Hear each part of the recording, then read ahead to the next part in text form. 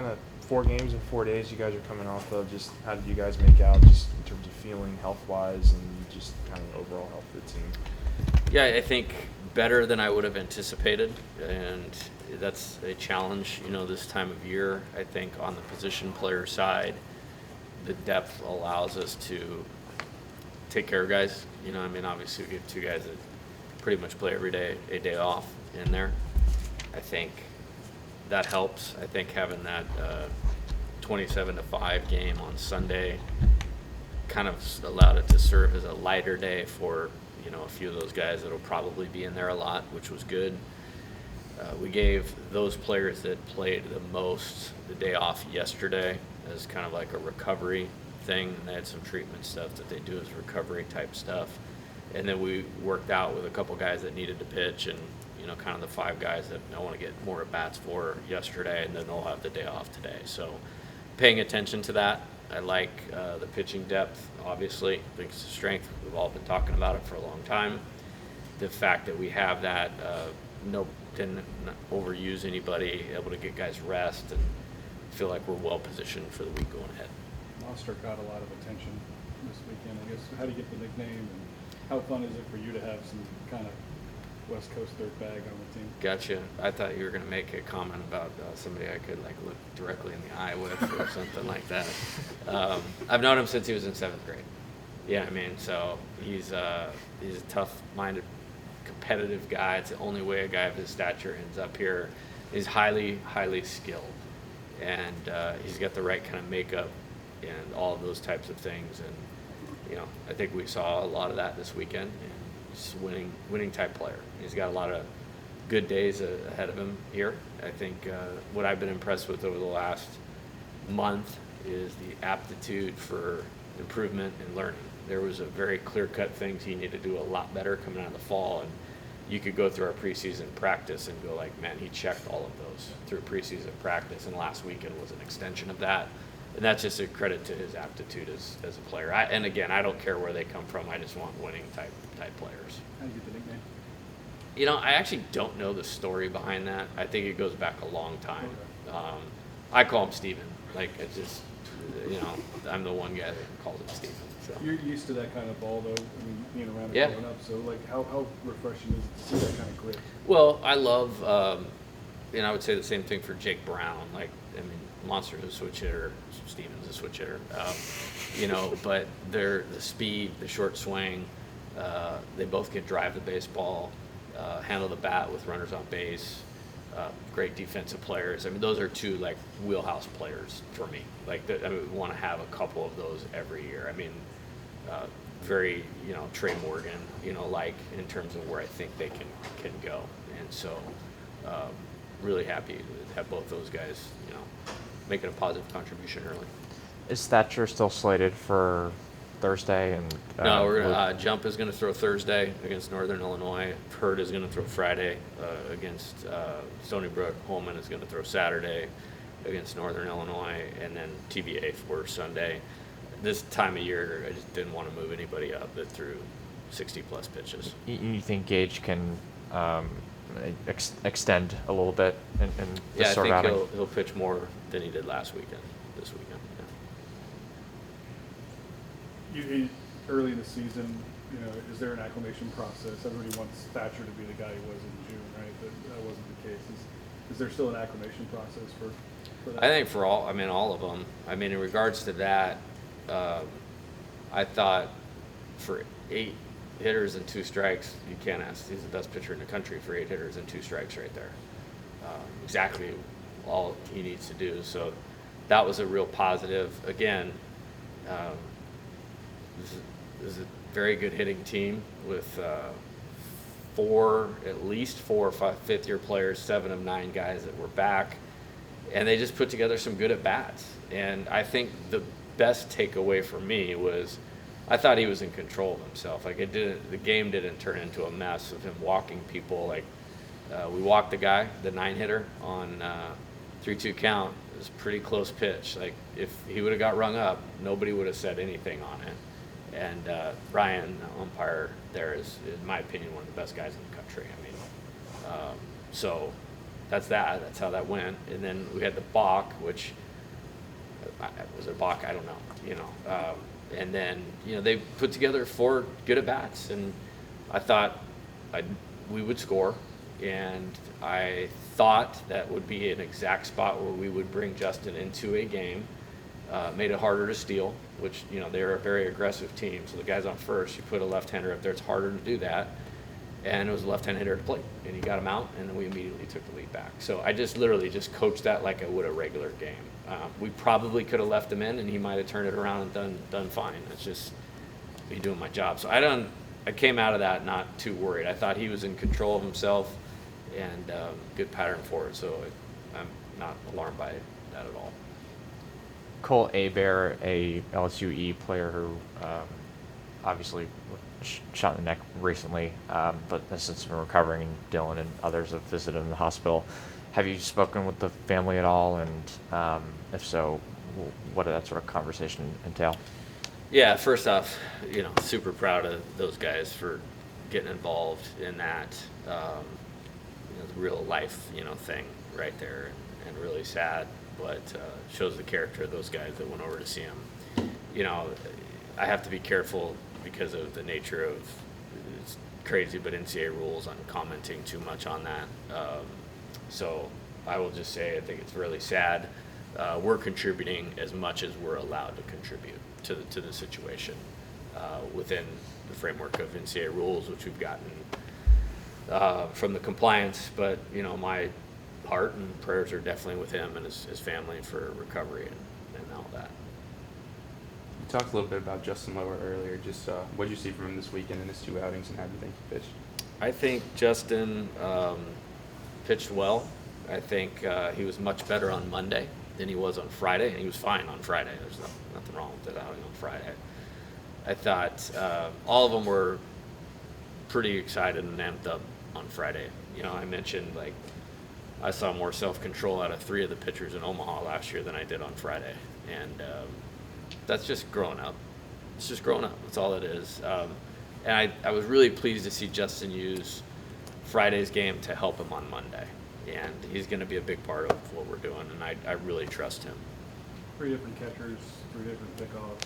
What did you like, and how much of a benefit is that to those guys to get some rest, for this long haul?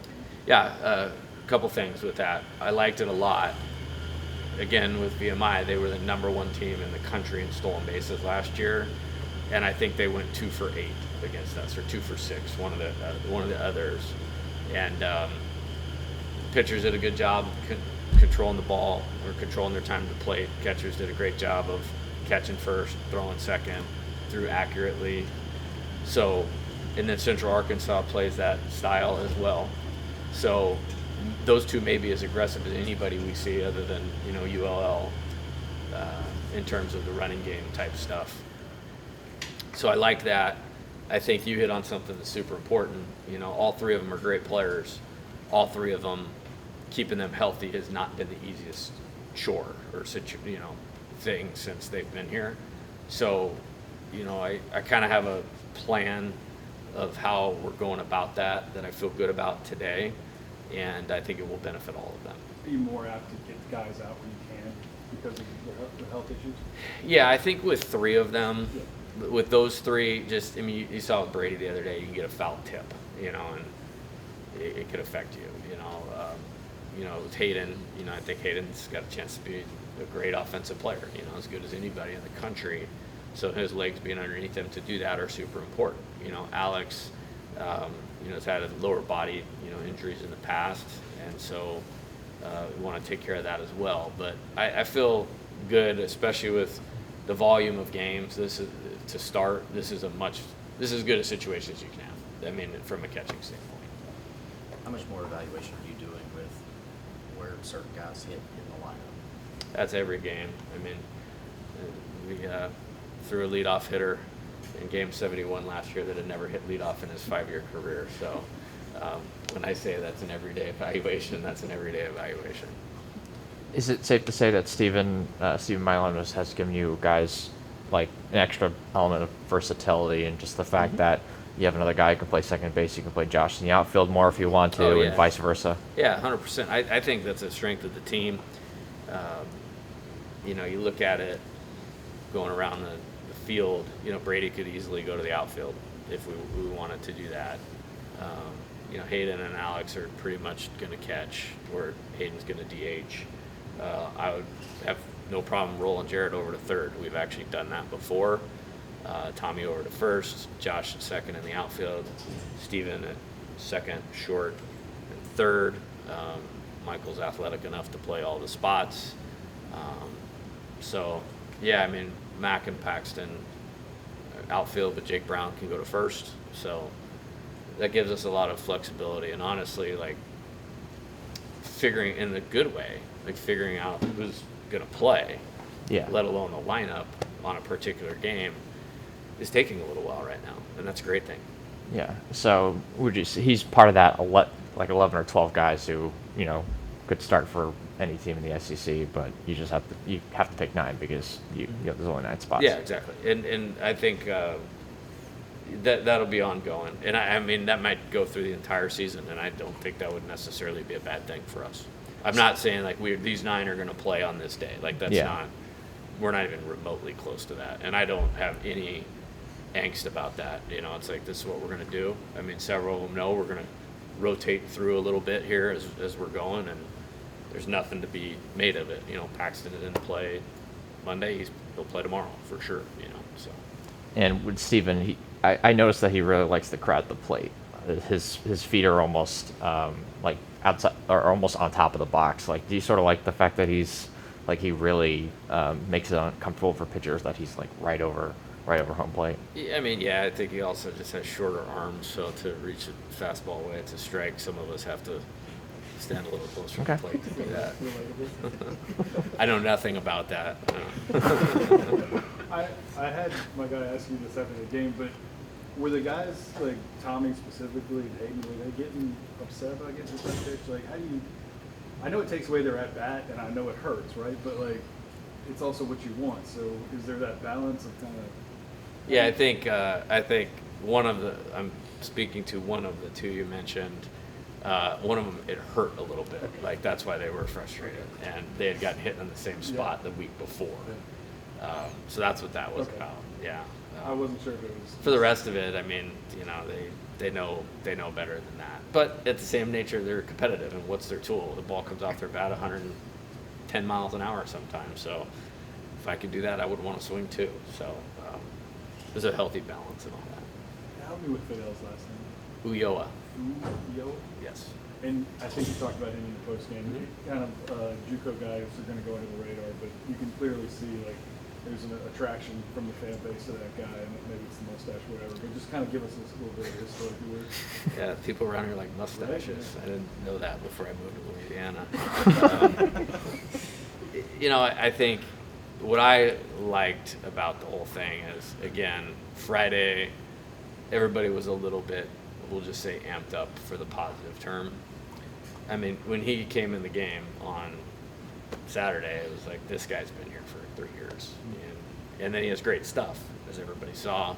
He's healthy, and he had a groin thing or something in the fall that we didn't necessarily see the best of him, but since he's been back, you could see it. Literally the first hitter he faced 3 weeks ago was oh yeah, this is what I had in mind when we brought him here.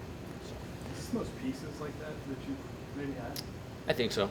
Yeah. Yeah, I think so. I thought last year we were in the same place,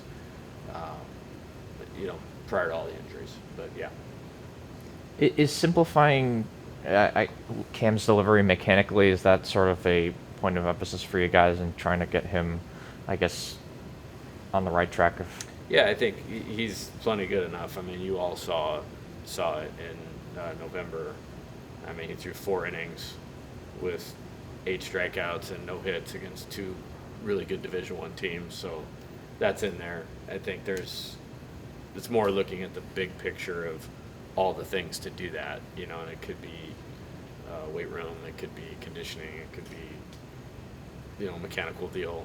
He's a big guy, and when you're big, it's kind of the same thing with hitters. There's more moving parts, and so controlling those. But the good part for us is he's a good athlete, and so I think we get that delivery part squared away. And this might sound like an obvious question, but like how much emphasis are you putting on, quick twitch guys when you're doing high school evaluations, since there's Steven, there's Paxton, there's even Dylan Cruz. Yeah, I think it's a huge part of it. I mean, there's a saying for a long time that, athletic guys will always figure it out. And the hard part for us is if you have that athlete that has exceptional skill and size, that's who you lose in the draft. Mikey Romero, Tucker Tolman, a couple guys come to mind, Blake Mitchell last year. Like, it's hard to get the whole picture here. There's a reason, and this is LSU. Like, there's still a reason we get the guys through the draft that we do. So it's difficult for me because I'm always attracted to the best player, and we need the same things to win the national championship that the Pirates need, that the Indians need, that the Brewers need. And so they make it complicated, when they're throwing $2.5–3 million at players. But yes, I mean, in its simplest answer, there's a thought that if they're athletic in our system, we can help them build their skill, and they will figure it out. What are you looking for Braswell this week? Be himself. Yeah, I mean, it's as simple as I can answer that. I thought we won the game Saturday largely because of his defense, and that is the most important thing that we need him to do. I think we saw a great fall, great three. I mean, I don't think he led our team in hitting the last 3 weeks, but he was third, I think. So we've all seen him succeed, and he will succeed. So I just like him to be himself. Got good reaction on the day games so far, and fans look like they're on board with it. I mean, the Friday looked the same as the postseason did. Matter of fact, I think there was more people here Friday than there was for the Monday regional championship game against Oregon State. Saturday, for as cold as it was, a massive hat tip to our fans. So Sunday looked normal. Monday that might be tough, but you're also dealing with a getaway day. They got home at 3 in the morning, so it's not like we could have played it at 6. So there's a reason for each of that. How do you evaluate a game like Saturday when the conditions are as tough as they are? What do you take away from it? Yeah, I thought we outlined the things we needed to do to win the game on that day in those conditions, and we did most of it pretty well. And we needed to do all of it well. I made the comment like that game felt like I was coaching soccer, which I don't know anything about. Like where you feel like one play is going to determine 90 minutes of running around a field, what I mean? So thankfully our guy was really fast in center field and caught the ball when he had to go do that. But I was good with Saturday. I was good with the whole weekend. We want to win and get better while we're winning. And we won, and we got better, and we need to get better as we move into this week. Anything more you can give us on Gage? Just kind of what you're looking to see. Yeah, he's starting tomorrow, and I'm looking to see a lot of what we saw on Friday. I mean, that's what we've all been talking about, and can't wait. All right. Thank you, Jay. All right. Thank you. Thanks, guys. Thanks, Coach.